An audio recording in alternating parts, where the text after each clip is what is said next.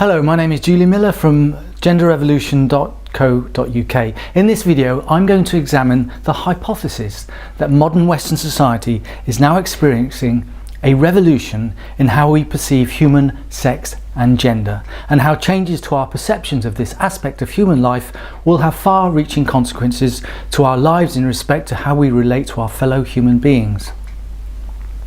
The references I have used in this video are a variety of books and articles relating to peer-reviewed studies, and they can be found in the reference section of the website www.genderrevolution.co.uk.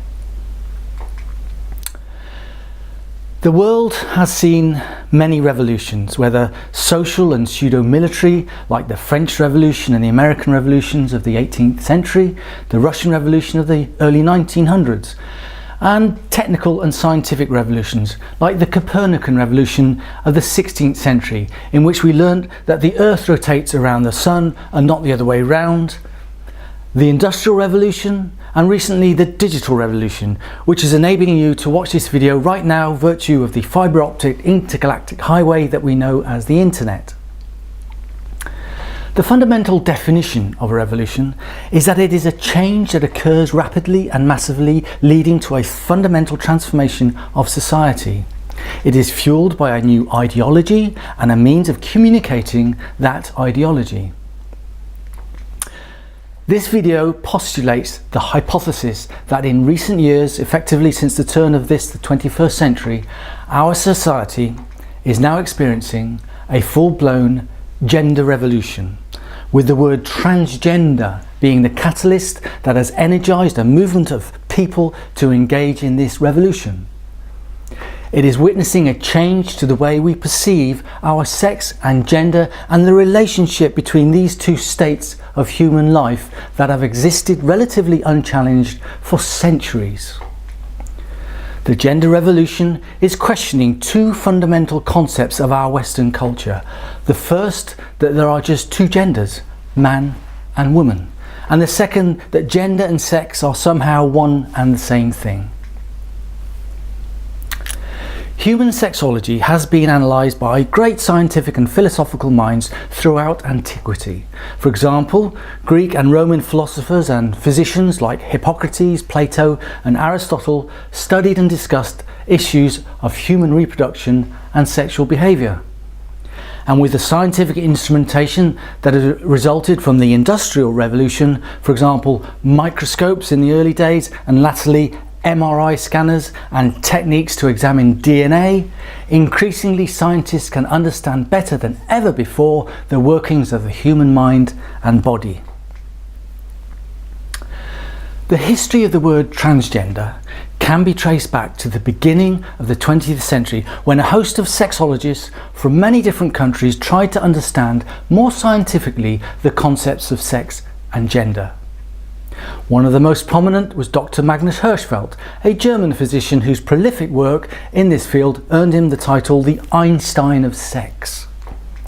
He coined the term transvestite to mean a man who wears clothes of the opposite sex for social or sexual reasons. In 1949, the American sexology pioneer Dr. David Caldwell wrote Psychopathia Transsexualis, in which the word transsexual was used for the first time, and he made the observation that gender identity is different to sex. The term transsexual was used to describe someone who changed their sexual identity on a permanent basis and by medical and surgical intervention. Until the late 20th century, the words transvestite and transsexual were utilised as medical terms to pathologise certain people who presented their sex and gender in a manner that the prevailing culture found difficult to accept. But many trans people could not relate to these two words, and the scientific and medical community delved deeper into the science of human sex and gender and concluded that this pathology was unfounded and that trans people were not ill. They just wanted to present themselves in a manner they found most comfortable, but sadly in contravention of the conventions of the prevailing binary gendered culture. The phrase gender identity disorder has now been replaced by either gender dysphoria or, in the case of the World Health Organization's International Classification of Diseases, gender incongruence. And in its next edition, ICD-11, which will come into force in 2022, any reference to the words transvestite or transsexual will be deleted. It was Dr. John Olivan who first coined the word transgender in his book Sexual Hygiene and Pathology, published in 1965. And then the trans activist Virginia Prince further refined its meaning to include trans people who did not have sexual reassignment surgery. And it has now transmogrified to become the umbrella term to describe anyone whose gender presentation does not conform to the binary gender system. But although transgender became a word used within the trans community and with trans activists in the late 20th century, it did not become a revolutionary word until the last decade of the 20th century, with the advent of the digital revolution and the internet with its online forums and discussion groups.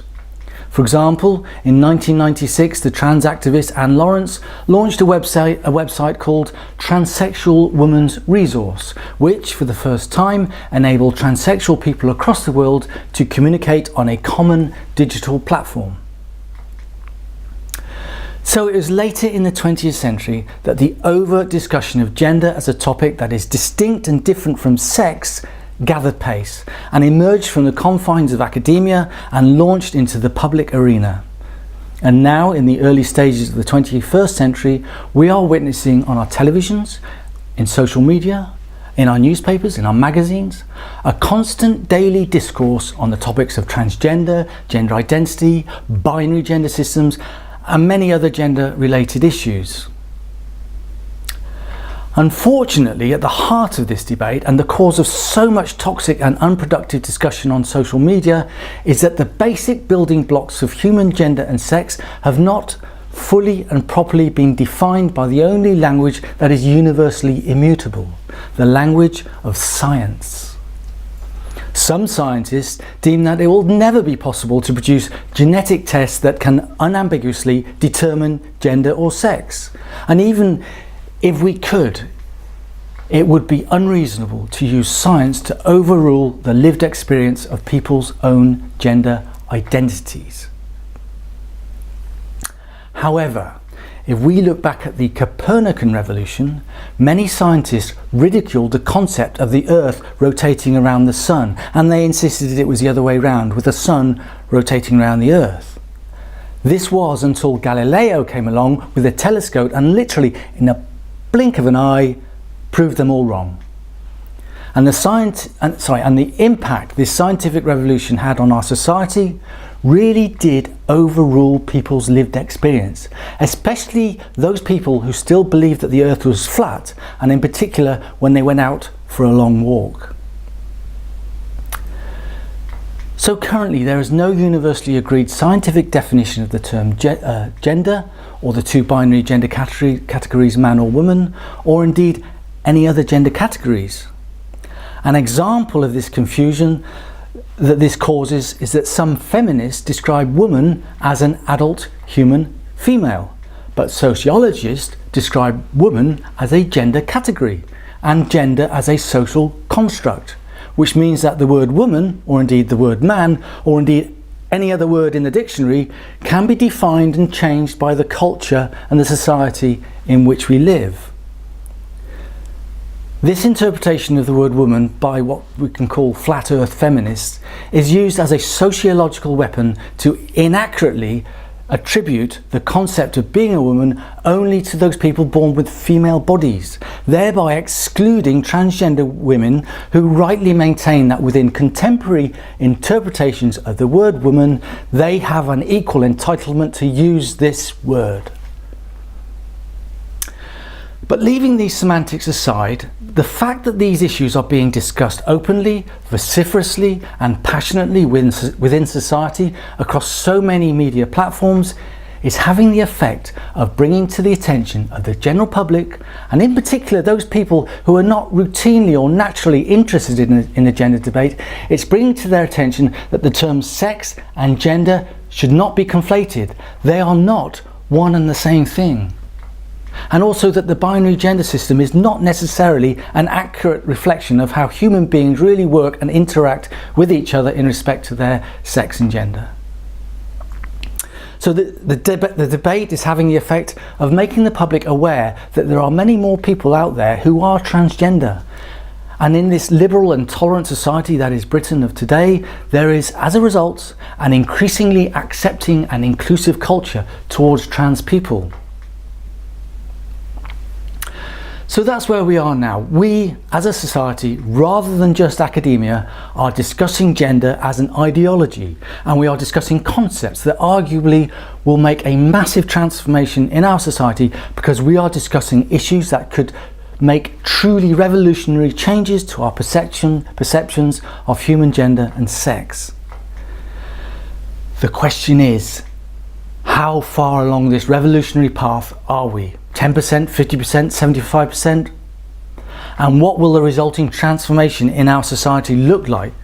And how will this affect us in our daily lives?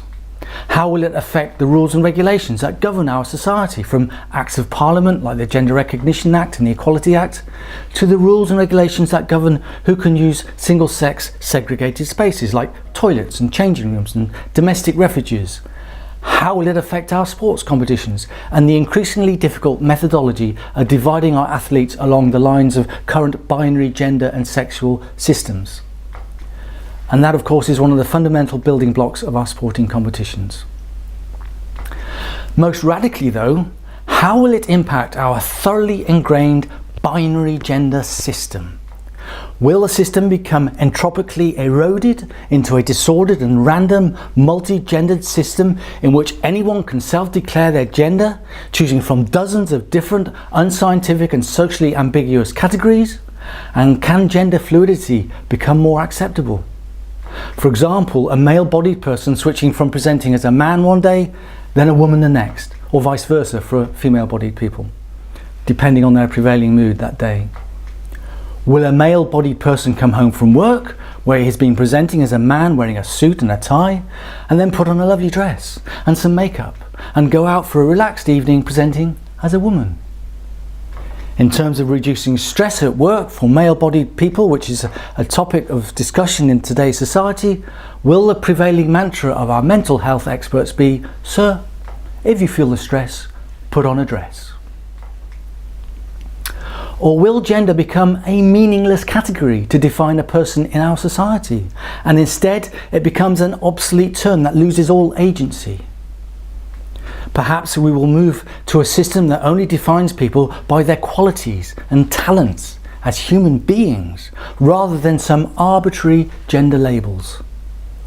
And if this becomes the norm, then will the current inequalities between men and women be laid to rest for good, like unequal pay and discrimination in education and in the workplace? Only time will tell the outcome of this debate and how gender will be viewed in many years from now. And of course, it will only be history that will tell us if this era in which we live really will be heralded as hosting the first gender revolution. My name is Julie Miller. Thank you for watching this video.